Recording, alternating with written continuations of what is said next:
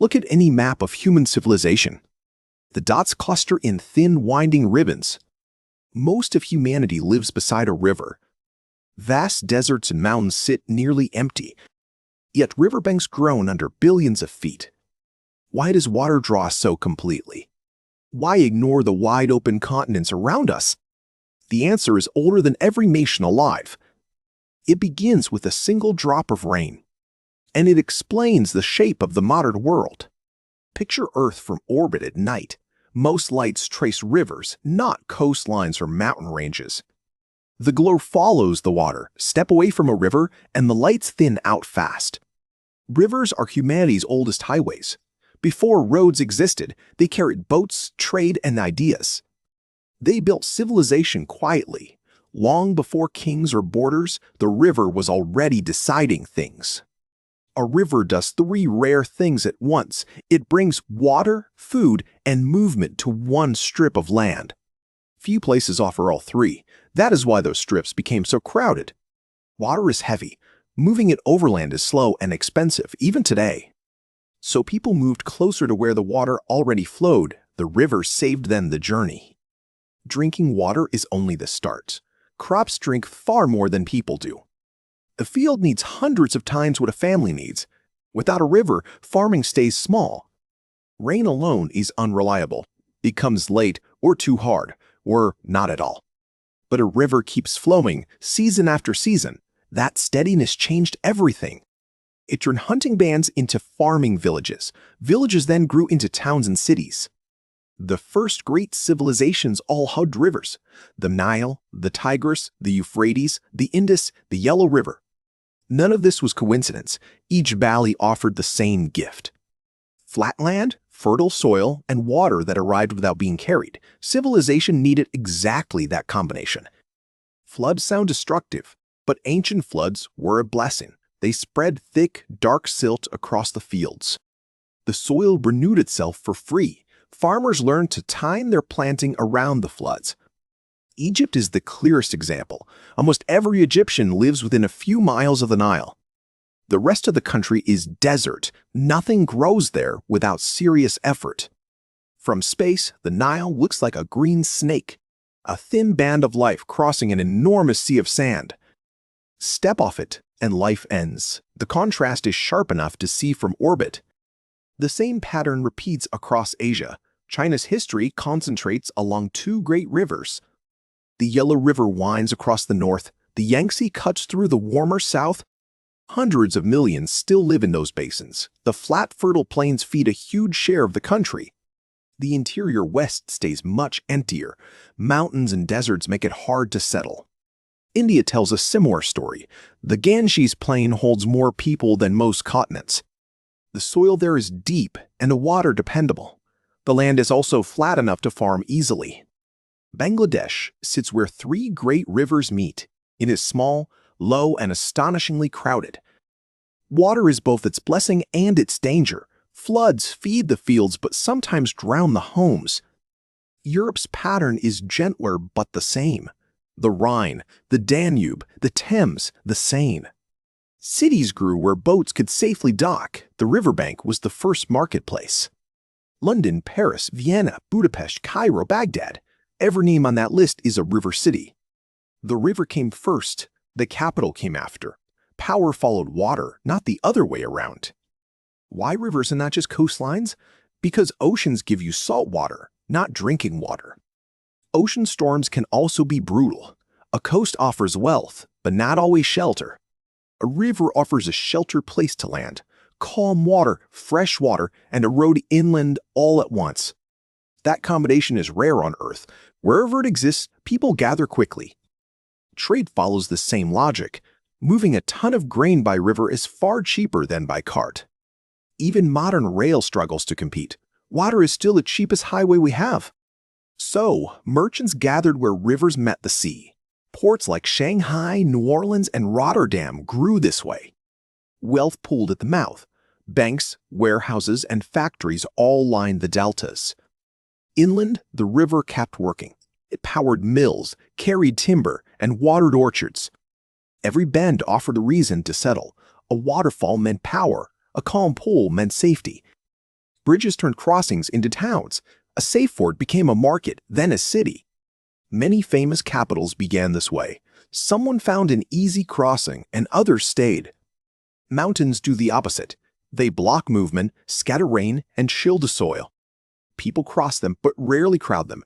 High valleys hold villages, not megacities. Jungles also limit settlement. Heat, disease, and poor soils slow growth. Even there, the rivers carry the people. The Amazon and Congo guide every village along their banks. Deserts repel us for one simple reason. Without reliable water, no city can hold its population. Even oil-rich deserts must import almost everything. Wealth cannot drink itself.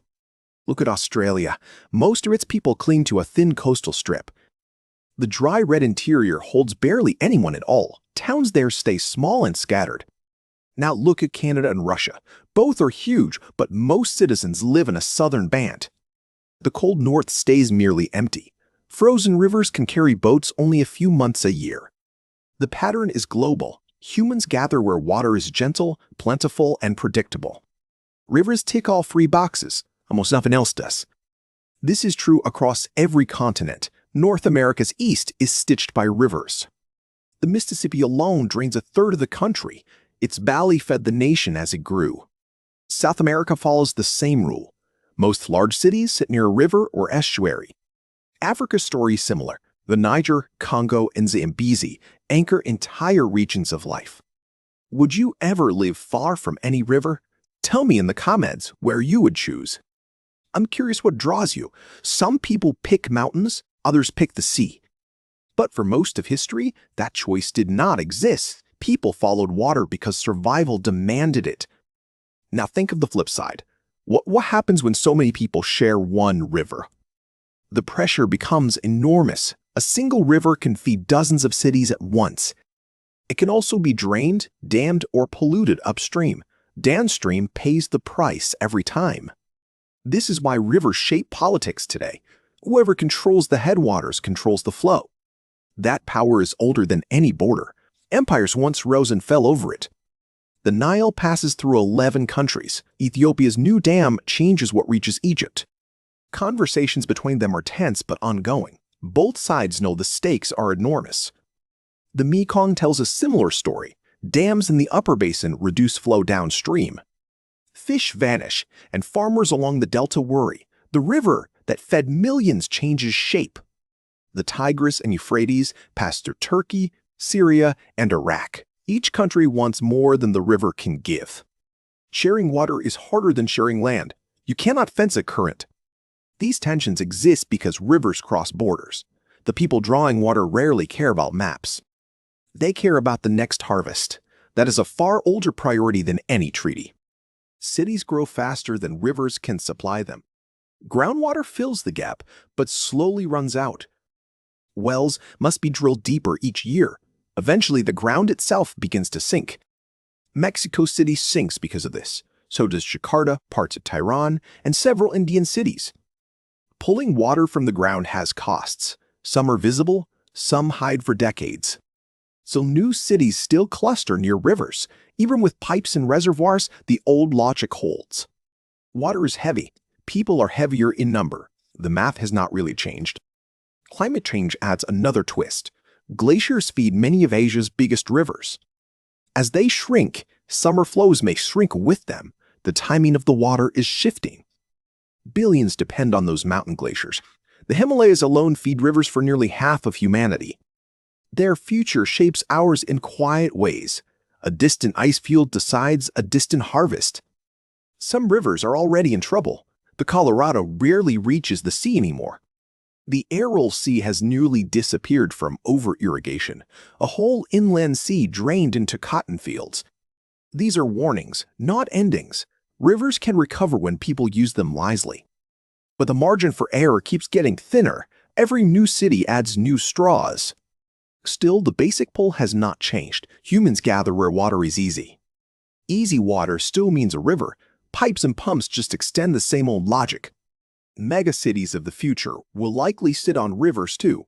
Lagos, Dhaka, Kinshasa, Karachi, Cairo. All of them grew where water meets land. Their skylines hide a very old decision. Even landlocked cities follow this rule. Moscow, Kyiv, Vienna, Belgrade, Khartoum. Each one chose its spot because of a river. Take away the water and the city makes no sense. The deeper truth is simple. Geography sets the table. Humans sit down to eat. The river just decides where the table goes. Everything else arranges itself around it. So when you see a crowded riverbank, remember its full meaning.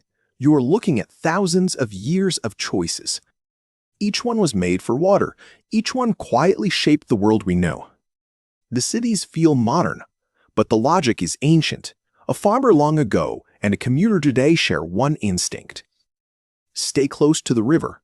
The reasons changed. The answer never did. That instinct built pyramids, palaces, and skyscrapers. It moved empires and fed armies for centuries. The river was always quietly underneath, even when nobody noticed it anymore. It is easy to forget this from a highway or airplane. We feel mobile, free, untethered. But our cities still cling to the old blue lines. The map of humanity is mostly a map of rivers. Zoom out one more time. Look at the lights of Earth at night. The brightest threads still follow the water. From orbit, civilization looks like a river system itself. That is the why of where billions live. Not chance, not politics, not climate alone. It is a quiet gravity of flowing water, older than memory and still pulling. If this view made something click, drop a comment. Tell me the river that shaped your home. I read everyone. The stories behind those rivers are often beautiful. Subscribe and hit the bell for more videos on how the world really works. New patterns hide in plain sight. A river is never just a river. It is a road, a farm, a city, and a story. It is the line your ancestors followed, and the line your descendants will probably follow too. The rest of the map fills in around it. Empty interiors, crowded deltas, glowing capitals. All of it points back to the same source, fresh water flowing slowly enough to be useful. That is why billions crowd along a few rivers. A few rivers will keep deciding the future. They decided where empires rose. They will help decide where the next great cities grow. They are quiet, slow, and steady, but the world keeps arranging itself around them. Once you see the rivers, you start seeing everything else. The whole map suddenly makes more sense.